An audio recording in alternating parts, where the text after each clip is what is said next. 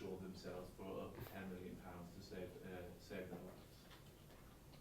No, I don't think that that's correct, because you have to think about, you're saying life insurance, like insurance that gets paid out if they die. No.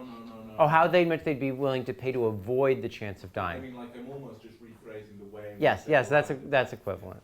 I mean, it's not exactly equivalent, because some nonlinearities come in Mohammed's way of thinking about things, just as an artifact of the fact that I won't be able to enjoy my wealth in the state of the world that I die. Those nonlinearities don't start being important until you get up to a probability of death around 0.3 or 0.4. But so as long as you're down at a low level, that's about right. So. What are budget constraints? Like maybe you're willing to pay, but like if you pay all that money, you don't have anything to eat, so that's why you don't pay. Like, well, budget constraints are tough shit in economics. I mean, budget constraints are like, how much you're allocated. So, that's again just the issue of being rich and poor. Like, what does it mean for you to be willing to pay more than you have as your lifetime wealth? I mean, if it's an issue of liquidity constraints, that's a different thing. But if it's lifetime wealth budget constraint, you're stuck. Yeah. Okay. So the Stern Review proceeded in several stages. And does anyone want to lay out what some of those stages were? Like, how did they try to think through the benefits and costs of climate change? Yeah, Mike. What's devoted to the climate change? Like what chemicals or what activities? Mm-hmm. Yeah. And how humans interact with that, how that affects economic factors. Yeah. For production and whatnot. Absolutely. So first they tried to determine what the largest source of greenhouse gases were. And Carl, do you know what the largest sources of greenhouse gases were? Don't look at the slides. There's, there's mostly stationary sources, I think, like CO2 and SO2, and NOx is bad too. But Yeah. not so much a global problem. Yeah. Yeah. Deforestation is a big source. Carbon from energy, both from stationary and mobile sources. But actually, the largest single source is methane from animals. So when animals basically fart, they let off methane, and that is the single largest source of greenhouse gases, because methane is a much more powerful greenhouse gas than that it. was available before humans made this all this. Yeah, but the number of animals that produce a lot of methane has dramatically increased. So meat eaters are the problem. Yeah, Yeah. well, and a lot of the deforestation is going to cattle farms and things. I mean, Yeah. it's a problem in itself. It's like a twofold increase. Yeah, so I mean, I guess the point I'm trying to make is that, we talk a lot about like reducing energy consumption, but actually if you reduced meat consumption, that would actually like achieve perhaps even more than reducing energy consumption would, even forgetting about the fact that there's energy that goes into the meat as well. Yeah, James. I'm not sure how relevant this is, but I believe it's the case that whilst methane is like very problematic short term, it stays in the atmosphere Less for long. a short time, and so I actually have no idea about that, but I thought methane decayed into CO2 though, when it decays. well, if that's the case, then But I'm not sure about that. I'm not sure about that. Yeah. Do animals include human beings, or Yeah, they could include, but I think that the number of cows is just like so massively larger than the number of people that it swamps it. But I'm not sure about that. and most of the industrial economies subsidise cattle, Yeah. cattle farming as well. Why Yeah. not just teach cows to live in forests instead of Live in forests, but the trees don't breathe methane. The trees breathe CO2. The proposal in Costa Rica is, aside from selling acres of rainforest to corporate sponsors, is also to get people to eat walnuts. Yeah. Oh, that's funny. Does anyone want to talk about how what the effects of the gases are on climate change? How that works?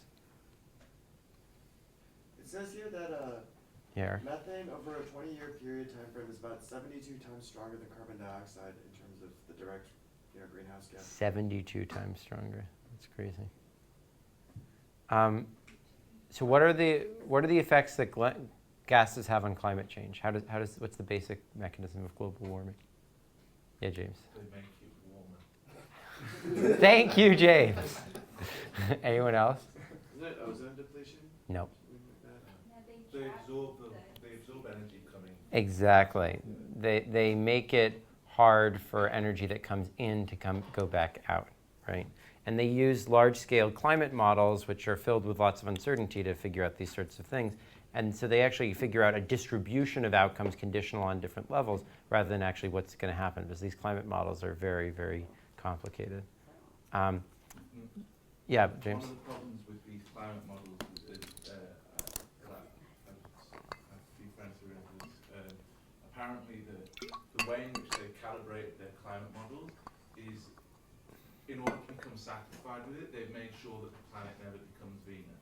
Right? I see. Because the planet's never become like Venus, and you've never had like a runaway deterioration of the environment, they've kind I of see. seen that as one of the important properties for a habit, so they Yeah. cut off all the bad tail events. I see.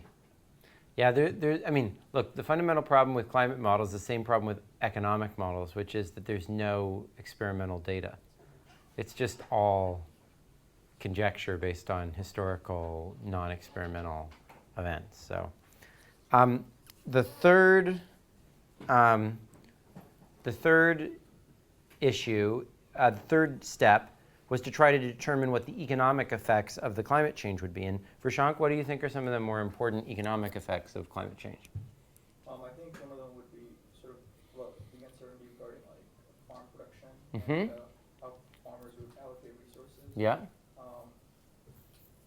I think overall it generally just relates to uncertainty with like production. Yeah, so I mean, one big thing is farms. Another big issue is disasters, increased probability of disasters that like wipe out cities. And there's also just the direct harms. If people who are living in a hot climate are now even hotter, they're not so happy. People living in Chicago are really happy. And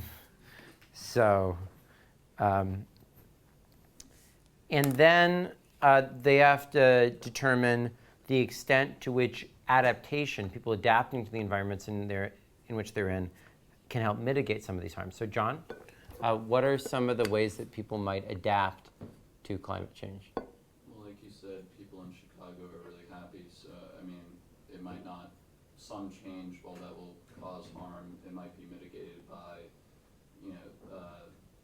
maybe the adaptation of the climate that normally can't be used for farmland into being, useful for some purpose. Yeah, so people can move from places where there's bad effects to places where there's good effects, and that might, to some extent, help mitigate the problem, and maybe even turn problem into a benefit, in principle, right? So this can be helpful, but I think one major problem is the lack of institutions that allow people to do this. So one major issue is that people aren't forced to buy flood insurance in a lot of parts of the US. And then when there's a flood, the government comes and bails them out. And that makes people live a lot in areas that are very flood prone. And because they don't internalize that cost, they're not really going to have an incentive to migrate. And that reduces the incentive to adapt. Another example of this was that Rick Hornbeck, who's actually coming to give a talk in 2 weeks from yesterday, has a famous study about the reactions to the Dust Bowl, which was an event during the 1930s when all the topsoil was taken off the land in the middle part of the country. And he found that actually the land values were depressed for a very long time afterwards, even though you might think that people would start using them for other purposes or something like that, or people would migrate in the right ways so that that wouldn't be a problem. But it ended up being really, really bad because people actually had trouble moving out of that area, finding jobs in other areas of the countries, et cetera. Okay. And then they have to do a similar sort of an analysis for other impacts. So John, what are some of the other impacts that climate change and greenhouse gases might have? Don't look at your slides. Sorry. Well, there might be long-term effects on ecosystems or life that we can't really anticipate exactly how they'll play out, but maybe fish It could wipe out a whole industry like that, which could then have long-term. But that's like an effect of climate change. But what about other effects of like the gases and stuff like that? Well, I mean, have rising ocean temperatures or like salinity or Yeah. chemical effects. Yeah, and like the CO2 increase in CO2 could lead to like algal blooms in the ocean that could, cause all sorts of problems for fishing. So yeah, those are good examples. Okay. Yeah. Something they left out, Yeah. surprised me. They don't kind of the robustness of like international institutions and individual country institutions to really large economic shocks. It's sort of the idea that there's risks that it might plunge the world into some kind of chaos War we can't deal and with. so forth. Yeah. And I would have thought that's probably one of the most worrying possibilities. Yeah. Like But they also don't account for the fact that if we have a common threat, that we might all unite and have world peace.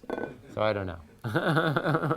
Yeah, Mike. Couldn't, like, we were saying populations can sort of move and adapt and just kind of move up the globe as temperatures increase.